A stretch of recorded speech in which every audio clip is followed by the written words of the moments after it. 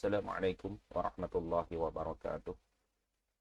Bismillah walhamdulillah. Wassalatu wassalamu ala rasulillah wa ala alihi wa sahbihi wa mawalah amma ba'd.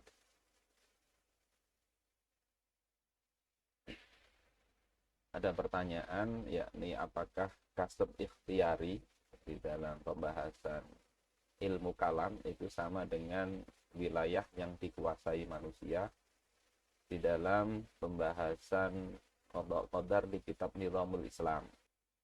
Yang belum melihat pembahasan qada qadar di dalam Nizamul Islam bisa dilihat di sini.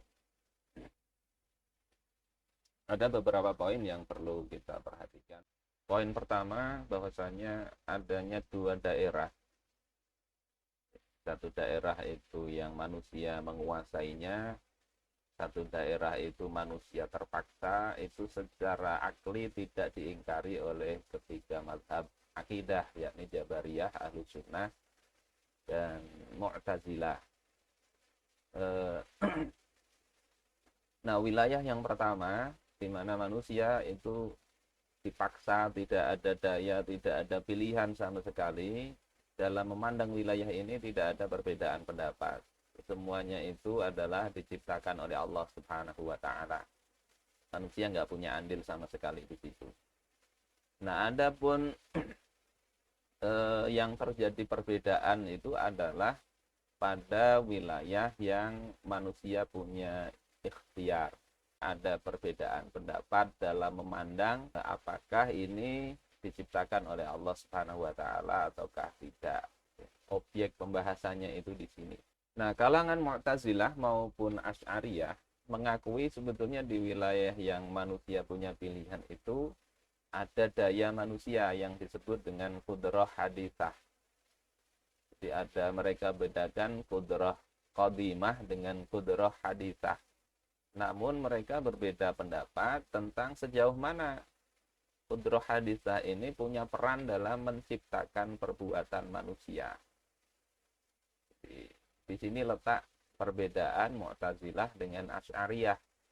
Nah, kalau Jabariyah itu tidak peduli qudrah qadimah kah, qudrah haditsah kah, mereka semua itu dianggap sebagai nggak ada peran manusia sama sekali. Seperti wayang yang digerakkan oleh dalang, wayang itu ya benda mati yang tidak punya keinginan, semuanya itu digerakkan oleh dalang. Ini contoh pembahasan di dalam kitab Al-Iqtisad bil I'tiqad Al-Imam Al-Ghazali. Walima kana ismul khaliq wal muhtari mutlaqan ala man awjada syai' bi qudratihi. Dan karena sebutan Al-Khaliq dan Al-Muhtari itu mutlak digunakan untuk orang yang mengadakan sesuatu dengan kudrahnya. Jadi kudrah dia sendiri, kemampuan dia sendiri. Wa kanal qudrah wal maqduri jami'an bi qudratillahi ta'ala. Dan adalah kudrah dan makdur.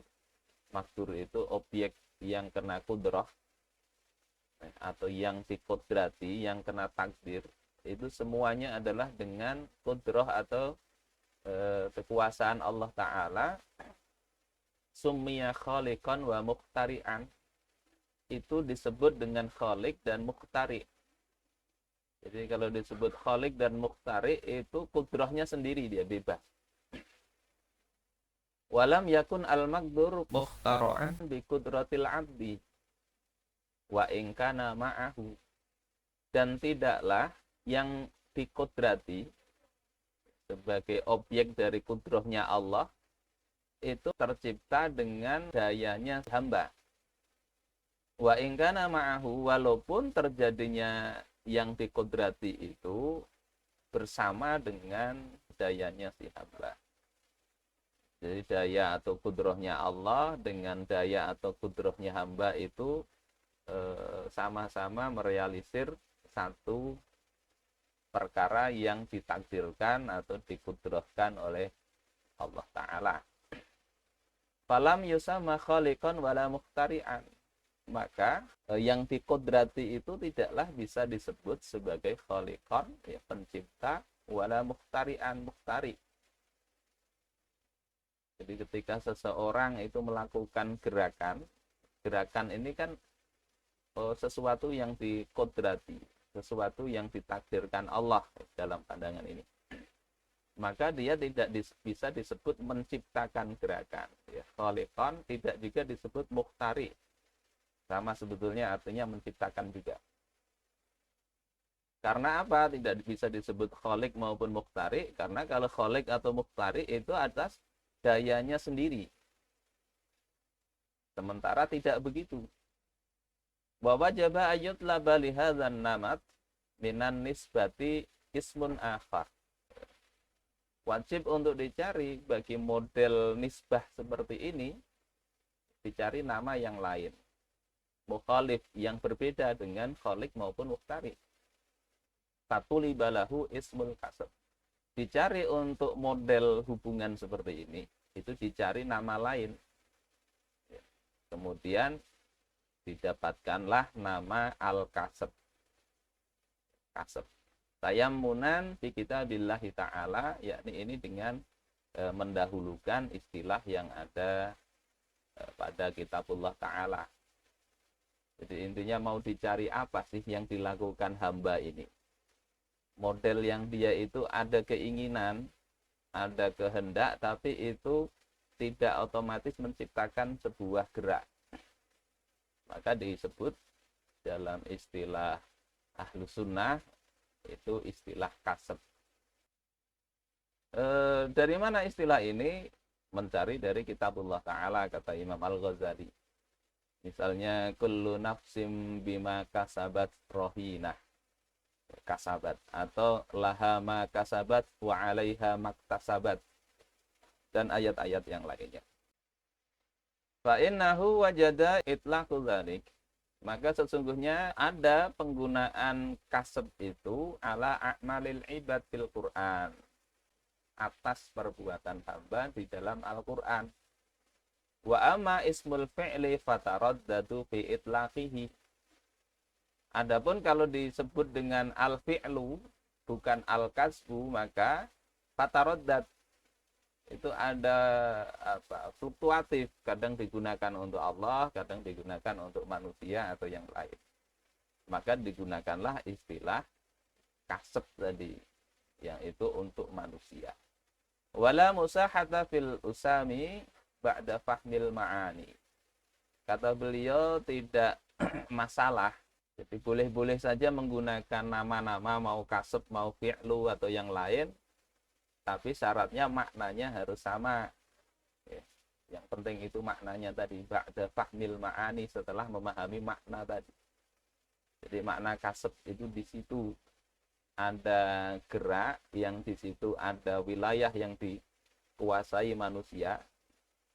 Tetapi di situ ada qudrah qadimah, yakni dari Allah Ta'ala yang menjadikan gerak itu terjadi.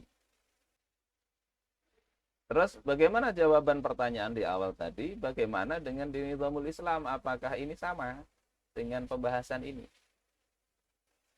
Objek yang dibahas itu sebetulnya sama. Daerah yang manusia punya pilihan di situ. Tapi fokus pembahasannya berbeda. Pembahasan dalam ilmu kalam itu fokus pada penciptaan Allah atas gerak. Sementara fokus yang ada di dalam kitab Nizamul Islam, laisa huwa fi'lul 'abdi min kaunihi huwallazi yakhluquhu am Allahu Ta'ala. Jadi bukanlah perbuatan hamba dari sisi apakah Allah menciptakan atau tidak. Syekh Zaki tidak ikut berdebat dalam apa yang mereka bahas. Syekh Zaki tidak membahas ini apakah diciptakan Allah atau tidak, tapi membahas mas'uliyatul insan. Manusia bertanggung jawab nggak di situ. Jadi sampai situ sebetulnya sudah selesai pembahasannya. Apakah itu diciptakan Allah atau tidak, bagaimana Allah itu menciptakannya, bagaimana dan seterusnya itu di dalam pembahasan di Nizamul Islam hendaknya tidak dibahas. Karena itu pada wilayah yang tidak dijangkau oleh indera manusia. Terus ketika membahas nizamul Islam, apakah perlu kita itu mendetilkan penjelasan terkait dengan penciptaan perbuatan sebagaimana yang dibahas berbagai mazhab tersebut? Secara pokoknya itu tidak perlu. Jadi cukup di dalam pembahasan yang ada di dalam kitab itu. Nanti yang detail itu nanti ada di kitab ke-11, yakni di Syakhsiyah Islamiyah juz pertama. Itu mulai dari munculnya metode mutakallimin, kemudian munculnya masalah qadha dan qadar, bagaimana asas pembahasan mereka, dan ujungnya memang untuk wilayah yang memang itu di luar jangkauan indera manusia, di kitab itu disarankan memang tidak usah dibahas dengan metode seperti itu. Sehingga di kitab itu cuma dijelasin ya bagaimana perbedaan-perbedaan itu, tentang sifatullah nanti juga termasuk di situ. Terus kita bagaimana ya harusnya nggak usah dibahas. Sebagaimana kata orang tabi'in yang dulu kita bahas di video yang ini, bahwasanya kita itu tidak dimintai pertanggungjawaban atas perbuatan Allah Ta'ala.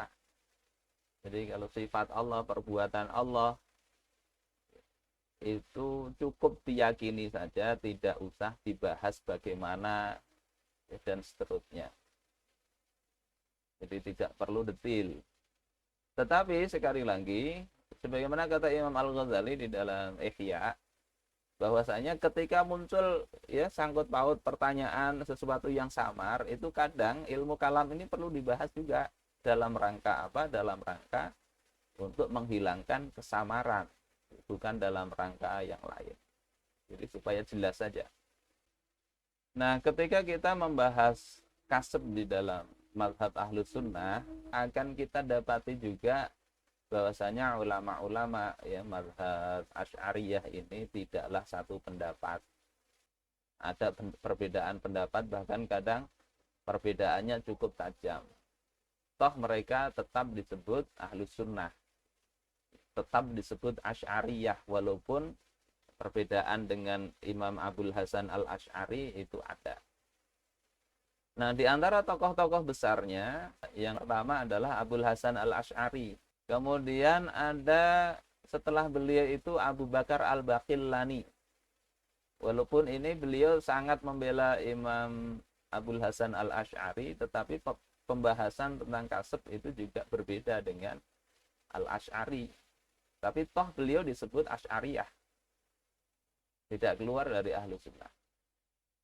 Kemudian setelah itu ada Imamul Haramain Al-Juwaini, salah satu gurunya Imam Al-Ghazali. Ini juga berbeda dengan Al-Asy'ari tentang kasab, tapi semuanya menyetujui membahas tentang kasab itu. Ada Al-Ghazali, ada As-Sahrastani, ada Ar-Razi, ada Al-Maturidi, dan sebagainya. Pembahasan ini secara detail itu nanti memang akan menemukan mungkin kadang pertentangannya itu keras sekali. Oleh sebab itu, Syekh Taqiyuddin An-Nabhani ketika membahas ini, membahas pada wilayah yang tidak akan terjadi perdebatan yang panjang, tapi cukup dengan sesuatu yang semuanya itu bisa mencerna dengan mudah, sebagaimana di kitab Nizamul Islam itu.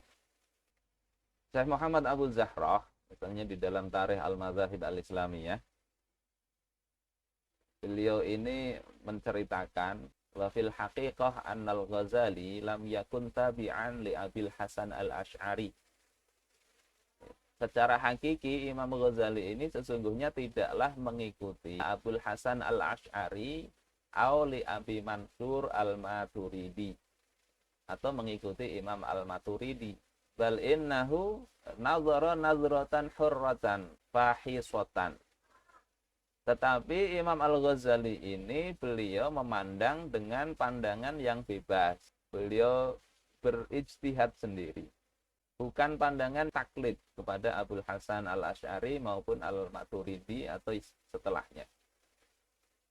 Wa faqahuma fi aktsari ma wasala ilaih. Imam Al-Ghazali itu sepakat dalam banyak perkara yang Imam Abul Hasan Al-Asy'ari maupun Al-Maturidi ya, hasilnya itu sama. Dan beliau Imam Al-Ghazali ini menyelisihi keduanya di dalam sesuatu yang dipercaya oleh para pengikut Abul Hasan al-Asy'ari sebagai sesuatu yang wajib untuk diikuti. Walidza rama katsiruna min ansaril asy'ari bil kufri waz zandaqah. Karena itulah maka banyak para pembela Abul Hasan al-Asy'ari itu menuduh dengan kekufuran dan zindik. Jadi bisa kita lihat, jangankan masa sekarang ya, ada yang menuduh pokoknya kalau berbeda dengan Asy'ari jangan kita ikuti. Berbeda dengan Asy'ari Maturidi itu berarti lain ahlus sunnah. Imam Al-Ghazali di masa itu ketika berbeda sedikit, banyak yang sama, berbeda sedikit dengan Abul Hasan al-Asy'ari dengan Al-Maturidi, itu bisa dituduh ya, zindik, ada yang nuduh kafir dan sebagainya. Imam Abu Zahrah mengatakan waqra' maqalahu fi risalati, bacalah apa yang dikatakan Imam Al-Ghazali di dalam tulisan beliau Faisal At-Tafriqah Bainal Islam wa Zandaqah. Ada kitabnya. Ini kitabnya. Nah.